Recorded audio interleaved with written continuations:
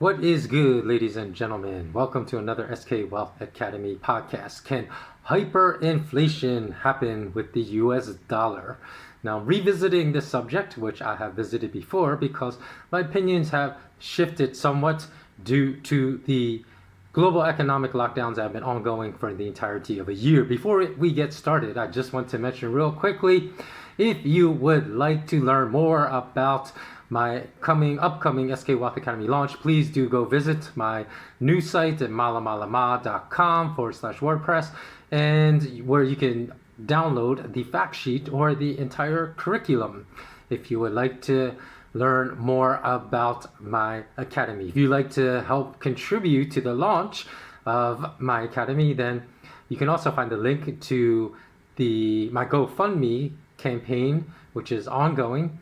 And you can find that in the links show notes below. And lastly, before we get started, if you would like to join us at our Patreon community, you may do so also at the link provided in the show notes.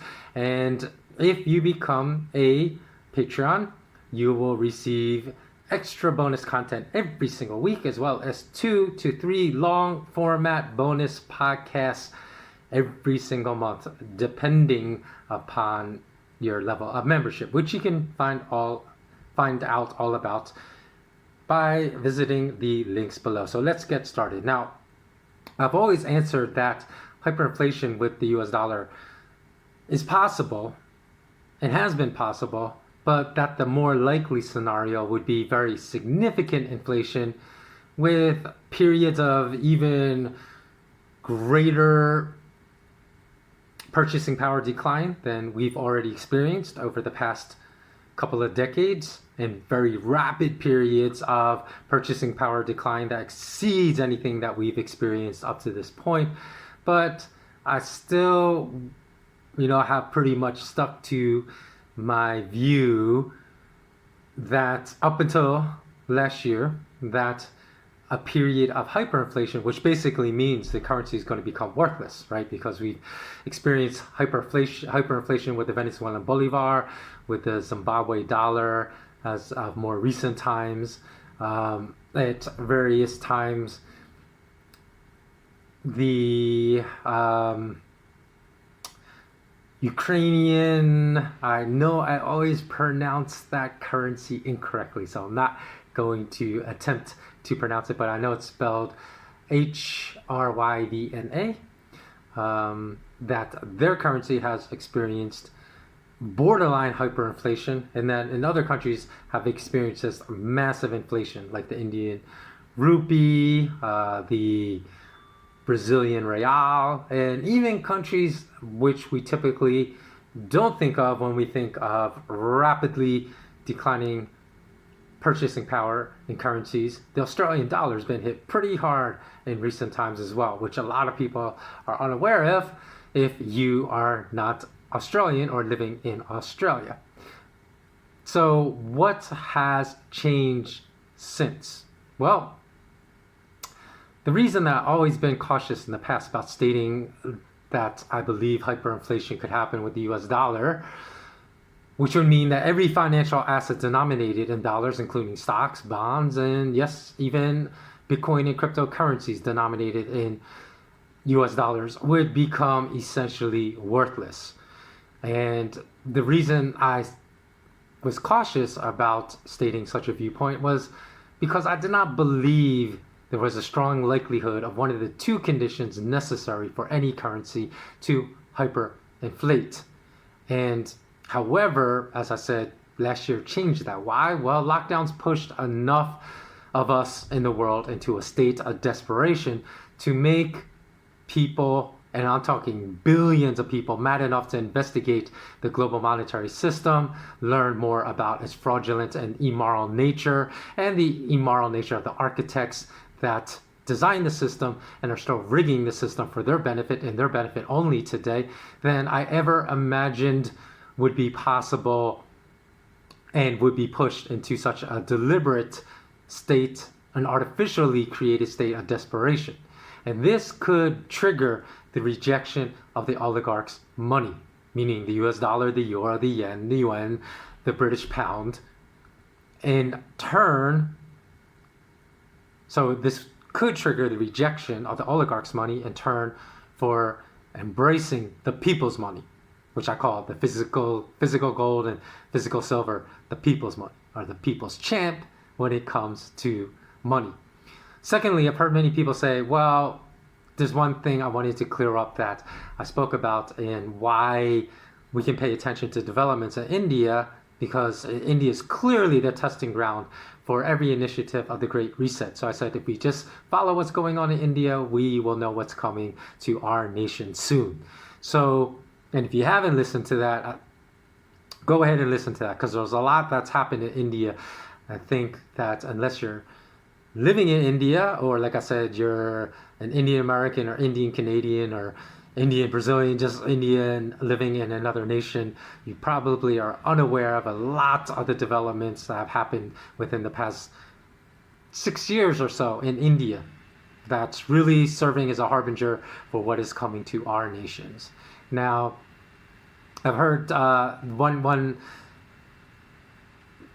I guess topical matter that I broached in my last podcast, but I forgot to complete, was this. Okay, now I've heard many people say, well, if the virus isn't really that dangerous, like many people say, including yours truly, and it's just a fraction as dangerous as passed on by politicians and billionaire oligarchs who have used the perceived, remember, perception is what rules everything, including these lockdowns. It's only because people perceive this virus to be dangerous, because they've been duped by these politicians and billionaire oligarchs, that they have been very compliant and obedient to their stay-at-home mandates, to their social distancing mandates, to their face masking mandates. Now, people said, well, if it's really not that dangerous like you're stating, and as I'm not stating this, is not, these are just the facts, right? The facts are that it's not that dangerous. Then people say, how can it possibly thin the herd, right? So they said, well, if one of the billionaire oligarchs' directives, like they repeated multiple times, is to thin the herd, or really to cull the population, because I believe there's too many people on planet Earth for the number of resources, which I think is just bogus anyways. I think there's more than enough resources for everyone, even all 7.8 billion people on planet Earth today. It's just the people at the 0.1% of the wealth pyramid are hoarding everything. That's why there's not enough resources, because they're hoarding everything for themselves. But they said, if it's not that dangerous, how can it possibly thin the herd? Well, let me clear up this very flawed thinking and take on logic. If depopulation is a goal of the oligarchs with this virus, the virus does not have to be lethal. The only thing that's necessary is for it to be as perceived as lethal. Because remember, just like hyperinflation, it's all based about perception and confidence. If confidence goes, the currencies can hyperinflate. If confidence goes in stock markets, and then over-bloated, overinflated, greatly asset price distorted stocks can crash, right? So it's all about perception. And perception, it's the same thing with these lockdowns, because the culling of the herd will not be accomplished by a virus that is non-lethal, but if it's perceived to be lethal, then the lockdowns are what can cull the herd. Because as I stated in other prior podcasts, even various health organizations have estimated that now 260 million people have been pushed into food insecurity and are on the verge and danger of descending into starvation. So think about that, 260 million people, even if only 10%, if 1 of 10, which I think is a really rosy, optimistic outlook, if only 10% of those actually die after being pushed by these evil politicians into their situation of being food insecure. That's 26 million people. So this economic lockdown, this global economic lockdown, might as well be World War III, because the consequences are going to be just as devastating, with 26 million at the low end likely dying from these lockdowns. At the high end, let's say 30% of those 260 million people that are now food insecure die. So what is 30%? That's 78 million people. Certainly that rivals deaths from major world wars and past history. So now that the chatter has grown stronger for possible US dollar hyperinflation, let's take a closer look if this is really possible. Because I've always said, when we look at anything that's systemic, right, that's institutional or systemic, never look at that institution's stated policies. Look at the results, because the results are the purpose of that institution, not what they say. So if we look at U.S. central bankers, right, they always state their purpose is price stability. But that would mean mild to no inflation year after year after year for centuries, right? That would be, if that was their purpose of price stability, that would be the end consequence. And that has never existed since the U.S. Central Bank came into existence in 1913, and they seized monopolistic and totalitarian control over U.S. dollar creation. There's just something that just popped into my head, which is really the thing that I find almost absurdly comical, is also this this strong pushback against people are saying, oh, we can't let our democratic nations. A lot of people don't even know what the true constitutional organization of their government is, because a lot of people whose countries, nations were founded as republics, which is a completely different form of governance than democracy, call their nations democracies. So they don't even understand the origins of their own nations. But that's besides the point. A lot of people are saying that we can't let our democracies devolve into communism. They don't even realize that one of the major pillars of communism is a central bank, because it's monopolistic control over the currency in that nation and the ability on a whim to deflate and inflate that currency, which is the very definition of a central bank. So you never hear these people that say, oh, look at this terrible principles of communism creeping into our nations. You never hear them rail against central banks. Not one, at least I haven't, not one single time, which shows you that these people are just latching on to certain narratives, and they don't even understand the very principles of communism, because they will understand that central banking is one of the most important principles of communism. So I know that also U.S. central bankers always tell us, and also that same goes for Bank of England bankers, always tell us inflation is less than 2% annually, especially in recent years. But only a completely naive person would believe these figures, because by simply looking at a chart that I posted in a previous podcast, I'll put that podcast in the show notes below, because you can just skip to the 5-minute, 5-second mark. If you look at that chart, it compares I provide a list of items necessary to live in, a modern world today between 1975, so I listed prices in 1975 and 2019, a couple years ago. And if you look at the differences, that will destroy any comical myths if you're just one of those few people that are still clinging on to the legitimacy of central bank provided official inflation rates that they give at like 1.6%, 1.9%. It's ludicrous, because many times it's 5 times greater than that. It could be over 10%. It could be 6-7 times greater than that as far as the real inflation data. So in any event, like I said, a quick glance at that list that I provide, and I'll put in the show notes. Just skip to 5 minutes, 5 seconds of that podcast. You'll see that item, and when you look at it, you'll understand that the official inflation rates given by every central bank in every nation around the world is a complete joke. So it will reveal that central bankers have lived up to their duty in creating massive inflation in the United States. So if you look at it, that's the consequence, right? They say their purpose is price stability. What is the real purpose? The real purpose is to create massive inflation and to perpetually devalue the purchasing power of the US dollar very, very significantly. That is their purpose. If you look at the consequence always gives away the purpose of the institution. So when people say, the other thing that irks me to no end, is people say, oh, central bankers are such fools. They don't understand what they're doing. Their policies are just devastating the US dollar, devastating the US pound's purchasing power. They're just clueless. No, they're not clueless. They understand exactly what they're doing. They're fulfilling their purpose. So please stop saying that, because you're just you're preventing people from understanding the true purpose of these institutions. So what's the other necessary element, however, to create hyperinflation? A complete loss of confidence on behalf of US dollar owners that the US dollar will continue to be accepted in exchange for goods and services. So we will continue to accept for our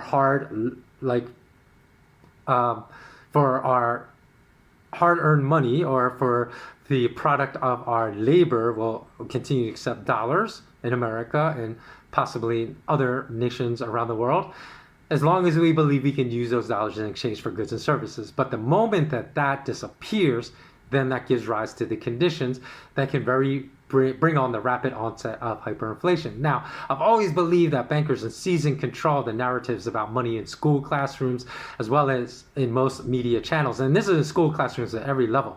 So whether you're learning about money in elementary school or grade school, middle school, high school, university, college level, graduate level, at the MBA level, at the PhD level, they have seized absolute control over the narrative of money at all levels, and they've effectively brainwashed masses of people around the world into living our lives in a foggy stupor, into believing the propaganda they tell us about money and what is sound money, what is unsound money, that the US dollar is a strong currency when clearly it's not.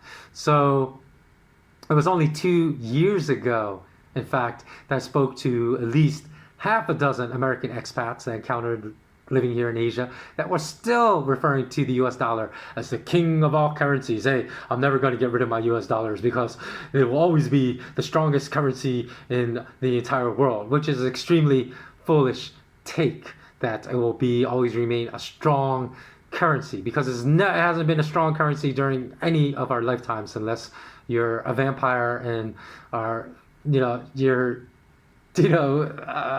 born, well, I guess conceivably you could be over 100 years old. It's still alive today, but unless you're born like the very first year, say the US Central Bank was formed, or you were using the US dollar before the US Central Bank was still backed by gold in like the late 1800s, then you don't know anything about stability, price stability of the US dollar. It's always been, as far as its purchase power is concerned, declining very, very rapidly for all of our lifetimes.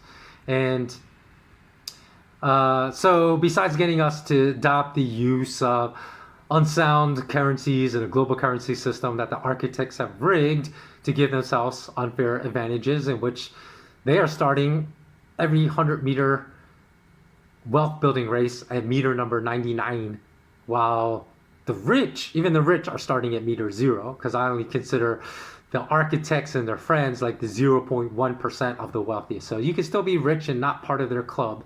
So the rich are probably starting at meter 0 at this 100-meter race, wealth building race.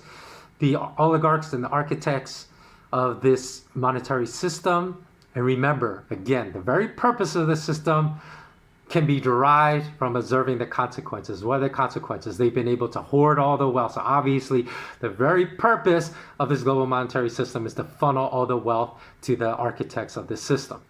And the middle class is starting this 100-meter race, 100 meters behind the starting line.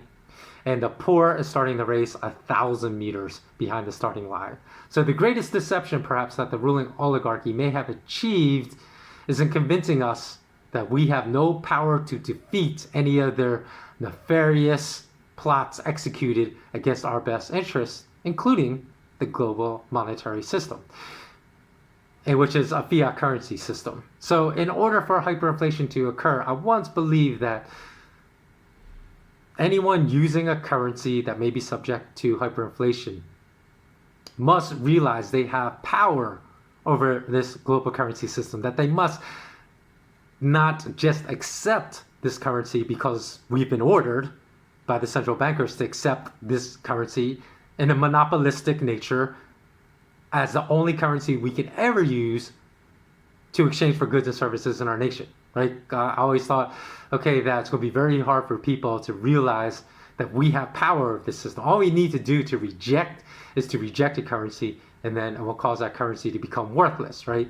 And which would lay the groundwork for actually reinstituting sound monetary system in our nations versus the unsound, immoral monetary systems of fiat currency we currently use. But because we've been told by the billionaire oligarchs for decades that we have no power, we've internalized that false belief and therefore never tried to rise up against the system and exercise the extreme amount of power we actually have. So if we understood we have this power, we could hyperinflate any currency tomorrow, really, if we so desire. So because that has not happened, that's one of the reasons I believe that, the US dollar would never hyperinflate, because it's not like there have been people that have been trying to tell people we have this power forever. Literally for centuries, and yet we have not risen up to seize this power. So what is going to trigger that now? And all we'd have to do is reject acceptance of it in exchange for our labor, and in mass, say that happened in Japan tomorrow, and tomorrow the Japanese yen would hyperinflate and become worthless. In Australia, if that happened, the Aussie dollar would hyperinflate and become worthless. If it happened in India tomorrow, the Indian rupee would hyperinflate significantly more than is already inflated, as hard as that may be to believe, because that's pretty much a rubbish currency around the world, and it would hyperinflate, and same with the euro.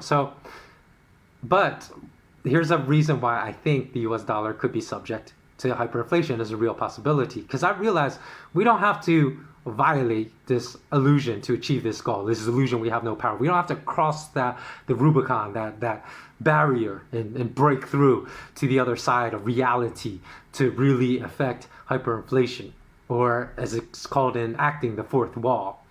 So for a long time, I believed that we actually needed to understand how money works and to outright reject the currency to cause hyperinflation. But I no longer believe that to be the case. I now believe, because central bankers have so significantly devalued the purchasing power of the US dollar, that the loss of confidence necessary for hyperinflation can occur without any recognition that we wield the power to hyperinflate the US dollar and to try to replace unsound money with a sound monetary system that benefits us all, instead of just the 0.1% of the wealthiest at the top of that wealth pyramid. I don't believe that has to happen anymore. And I also don't believe that we need to understand even what is sound money versus unsound money, because I thought, okay, we've had centuries of misinformation and propaganda by the very people that funded the schooling system and shaped the narrative of what is taught about money in schools. And so therefore everything is wrong. So how are we going to really steer people towards reality now that everyone's been told completely wrong things about money in school classrooms for multiple generations? I don't believe either of those two things have to happen now. Why? Well, it's kind of let me make an analogy, because sometimes I like to explain things in analogies. It's kind of analogous to a situation in which a tiger, which had been raised its entire life in a zoo and hand raised and fed by humans, and never had to actively hunt for its food in the wild, failed to recognize, because of all these circumstances, failed to recognize its own power. Didn't realize how strong and lethal a killing machine it was. But one day, all the locks imprisoning the animals fell in the zoo, and two leopards cornered the tiger against a wall and attacked and forced the tiger to defend itself. Now the tiger, having a little trepidation because it's not sure, it's never tested its ability, so it doesn't know it could easily overwhelm the leopards. It strikes back with all the fury and strength it can muster and easily kills both leopards. So much like the tiger, which only now, because it was forced out of a situation of desperation to learn about its power and understands its power, was forced to use it. I think central bankers might usher in hyperinflation under the same model, because they have forced us, the masses of people, to utilize the power we have because of the lockdowns that they have artificially created, this narrative of this lethal virus, and they have put many of us out of work, including yours truly, for almost an entire year, through these travel lockdowns, not allowing us to get to where we need to go for me to launch my company, for others like restaurateurs to be able to run their businesses, which is the very backbone of their livelihoods. They forced us to fight our way out. So we no longer need recognition of what sound money is versus unsound money. We no longer need recognition of the fact that we have a lot of power over these immoral devils. They're forcing billions of us to fight our way out. And by the very nature of backing us into a corner and forcing us to fight, this could trigger hyperinflation in the US dollar. I really believe that. Because, and what I mean by that, forcing us to fight our way out, that a lot of people are going to look on their own. Like a lot of people throughout life, I've realized I've not engaged in a lot of self-education. Almost all my knowledge about the financial system and how it truly works and price mechanisms, how it works, how manipulation and gold and silver futures markets work, that was all through self-education, through decades of self-education. So my understanding of financial wealth building is exponentially, no, that's not the right word. I would say all the critical knowledge I have came 100% from self-education. Not through my education at an Ivy League university, not through my education in 2 master programs, including an MBA in finance. I learned nothing there about how it really works, right? So I think this desperation is going to force people to learn how things work, and that out of desperation, the US dollar may be rejected, and that may cause blowback, an unexpected blowback, these global lockdowns, right? That definitely the banking oligarchs are part of this plan, that may blow back to them in the form of hyperinflation. So for the first time, I actually believe that hyperinflation is possible, whereas in the past I would give it like of the US dollar. Okay, so of course of other lesser currencies, hyperinflation is certainly possible in the Indian rupee, certainly possible in the Brazilian real, and a lot of the the Chilean peso, is a peso in Peru too? Can't remember. The Mexican peso, it's certainly possible in a lot of other nations that don't have the kind of clout as the US Central Bank and the Bank of England. But I'm saying it is possible with the US dollar and the pound and other major global currencies now, because of the fact that through these lockdowns, billions of people have been cornered into desperation, and it may blow back in the form of hyperinflation. So leave a comment below. Let me know what you think. Let me know. Do you agree? Do you disagree that part of the economic desperation that these people have created, these oligarchs have created in the form of these ongoing unnecessary lockdowns in response to the COVID, do you believe that this could blow back in the form of hyperinflation of the US dollar? Total rejection, because people are just getting fed up and desperation, just rejecting anything that has to do with the oligarchs remaining in power. So let me know if you agree, disagree with it. If you disagree, let me know why you disagree. If you agree, let me know why you agree. And let's get a narrative started, because people, I don't know why they shy away from commenting on my videos, but this is a really important topic, so I really want to hear what people think. So please do take the time, comment below. I'll thank you in advance if you choose to comment. And as always, remain intensely curious, remain immensely courageous, and have a blessed day or evening. Take care.